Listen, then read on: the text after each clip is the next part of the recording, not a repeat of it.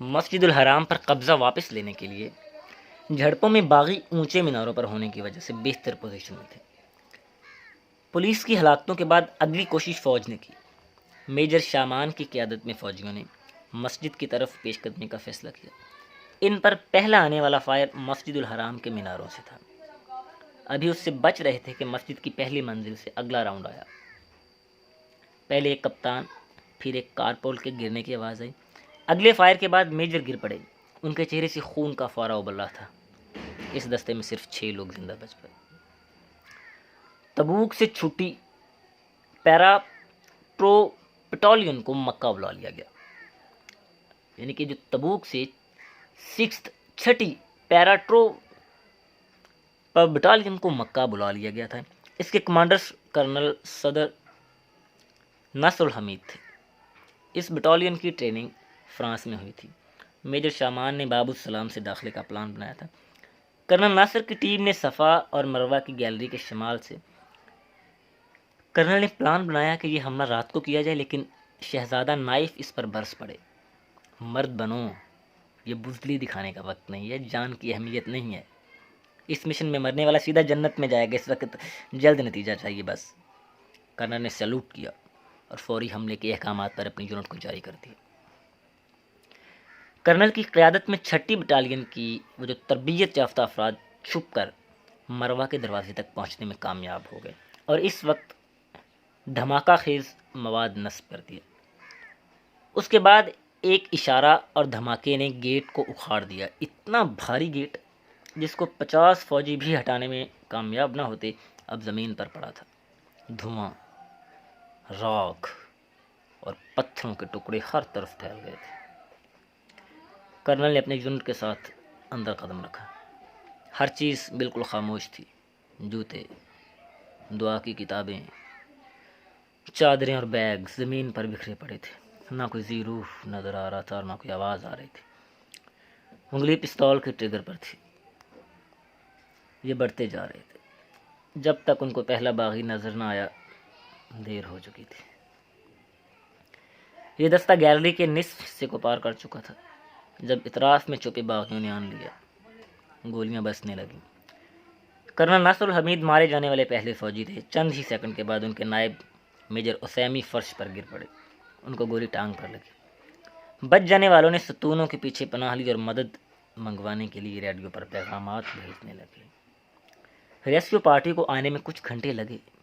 یہ پارٹی بھی بھاری فائرنگ کی زد میں آئی۔ میجر اسیمی کو رسی پھینکی گئی کہ ان کو گھسیٹ کر نکال لیا جائے۔ ابھی وہ اٹھنے کی کوشش میں ہی تھے کہ گولیوں کا برسٹ ان کے جسم میں پیوست ہو گیا۔ اس بار جب وہ گرے تو پھر اٹھ نہ سکے۔ نوجوان لیوٹیننٹ قزیبی جو بازو میں گولی لگنے سے بھی ہوش ہو گئے تھے، قیدی بنائے جانے والے پہلے فوجی تھے۔ سعودی فوجی جانی نقصان اٹھا کر پسپا ہو گئے۔ طویل انتظار کے بعد جمعے کے روز علماء کی طرف سے فتویٰ 23 نومبر کو مل گیا۔ اس کا مطلب اب یہ تھا کہ لڑائی کھل کر کی جا سکتی تھی۔ اس سے پہلے یہ احتیاط کی جا رہی تھی کہ مسجد کو کوئی نقصان نہ پہنچے۔ اب یہ رکاوٹ دور ہوگی۔ یہ واضح ہو چکا تھا کہ یہ پولیس کے بس کا کام نہیں ہے۔ باقاعدہ فوج کے بغیر کچھ بھی نہیں ہوگا۔ جنرل ظاہر کو اس مشن کا انچارج بنایا گیا۔ اور جنرل ظاہری کو جب اس مشن کا انچارج بنایا گیا تو عبدالعزیز آرمرڈ بریگیڈ ایکشن میں آ گئے۔ امریکہ سے حاصل کردہ M113 بختر بند گاڑیاں اور توپ خانہ مسجد کے قریب پہنچ گئے۔ جدہ کے ہسپتالوں میں عملہ مکہ طلب کر لیا گیا۔ طے کر لیا گیا کہ TOW میزائلوں سے مسجد الحرام کے میناروں پر حملہ کیا جائے گا تاکہ نشانہ بازوں کو ختم کیا جا سکے۔ ٹینک شکن میزائلوں سے مینار منہدم تو نہیں ہوئے، البتہ ان کی بالکونی کی محرابیں گرا دیں۔ ان میزائلوں نے ایک ایک کر کے نشانہ بازوں کی پوزیشنز پر خاتمہ کر دیا۔ اب زمین کے آپریشن کی طرف توجہ دی جا سکتی تھی۔ مشین گن بردار بختر بند گاڑیاں مسجد کی طرف بڑھنے لگیں۔ آسمان پر لڑاکا طیارے پرواز کر رہے تھے۔ مروہ کے دروازے کے ساتھ سوراخ مزید چوڑا کر لیا گیا اور بختر بند گاڑیاں اور ان کے ساتھ انفینٹری اوپر والی گیلری میں اندر داخل ہو گئی۔ اندر گھپ اندھیرا تھا۔ فرش انسانی خون اور باقیات سے پھسلن والا تھا۔ باغیوں نے چہرے سیاہ کیے ہوئے تھے تاکہ نظر نہ آئیں۔ کچھ قالینوں میں لپٹے ہوئے تھے اور قریب پہنچنے والے فوجیوں پر گولی چلاتے تھے، لیکن بختر بند گاڑیوں نے اس لڑائی کا پانسا بدل دیا تھا۔ گولیاں اچٹ کر واپس آ جاتی تھیں۔ باغیوں کے پاس ٹینک شکن میزائل نہیں تھے۔ امام مہدی ہونے کے دعوے دار محمد بن عبداللہ کے ذہن میں ایک نیا خیال آیا، بختر بند گاڑیوں کو روکنا ضروری تھا۔ محمد عبداللہ واقعی یہ یقین رکھتے تھے کہ وہ اس لڑائی میں مر نہیں سکتے۔ انہوں نے پیٹرول کا کنستر اور ایک جلتا ہوا کپڑا لیا اور بھاگتے ہوئے ایک بختر بند گاڑی پر چڑھ گئے۔ گاڑی پر پیٹرول چھڑکا اور کپڑا پھینک دیا۔ گاڑی سے شعلے بلند ہونے لگے۔ گاڑی نے باہر کا رخ کیا، لیکن باغیوں کی مشکل حل نہیں ہوئی۔ نئی گاڑیاں اندر آ رہی تھیں۔ ان کے اوپر لگی ہوئی مشین گنوں نے فائرنگ کی تڑتڑاہٹ جاری رکھی۔ ان کے قریب پہنچ کر یہ کام کرنا مشکل تھا۔ باغیوں کو ایک اور طریقہ سوچا، یہ مولوٹوف کاکٹیل کام تھا۔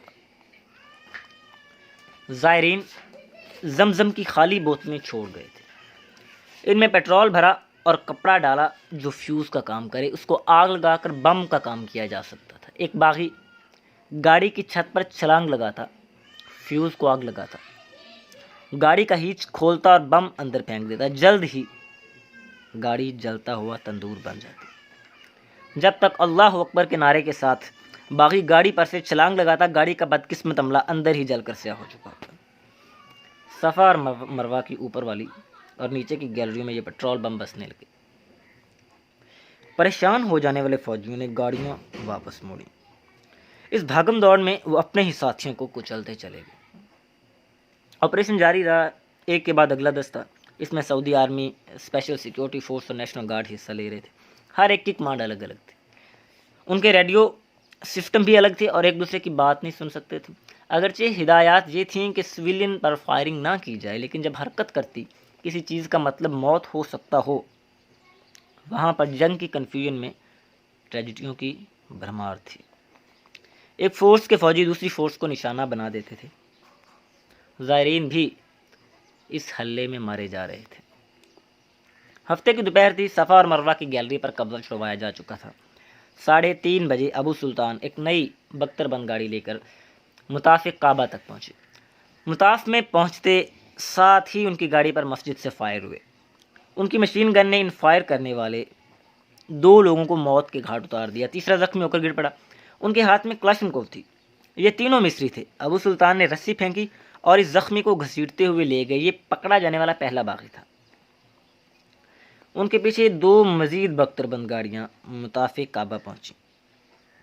یہ مسلسل چاروں اطراف میں مشین گن کے فائر اگل رہی تھیں۔ گولیوں کی بارش سے مسجد کی دیواریں ہر طرف سے چھلنی ہو رہی تھیں۔ صفا مروہ کی گیلری سے لے کر باب الفتح تک کے علاقے سے اونچے شعلے بلند ہو رہے تھے۔ باہر سے دور سے نظر آ رہا تھا۔ آگ بجھانے والے پہنچ گئے جو اس پر پانی ڈال کر بجھانے لگے۔ مکہ کے مقامی اخبار الندوا کے دفتر سے ان شعلوں کا نظارہ صاف نظر آ رہا تھا۔ میڈیا کا یہ آنا منع تھا، لیکن اس اخبار کے فوٹوگرافر کے لیے منظر سامنے نظر آ رہا تھا۔ انہوں نے اس کی تصاویر لینا شروع کر دی۔ اگلے روز یہ اخبار کے فرنٹ پیج پر تھیں۔ یہ تصاویر سعودی حکومت پسند نہیں آئیں۔ اس اخبار کی کاپیاں ضبط کر لیں گے۔ ناظرین، اس سے اگلا چیپٹر اس سے اگلی ویڈیو میں پیش کیا جائے گا۔ اگر آپ نے ہمارا چینل سبسکرائب نہیں کیا تو ابھی سبسکرائب کر لیجیے اور بیل آئیکن کو دبانا مت بھولیے۔ اللہ حافظ۔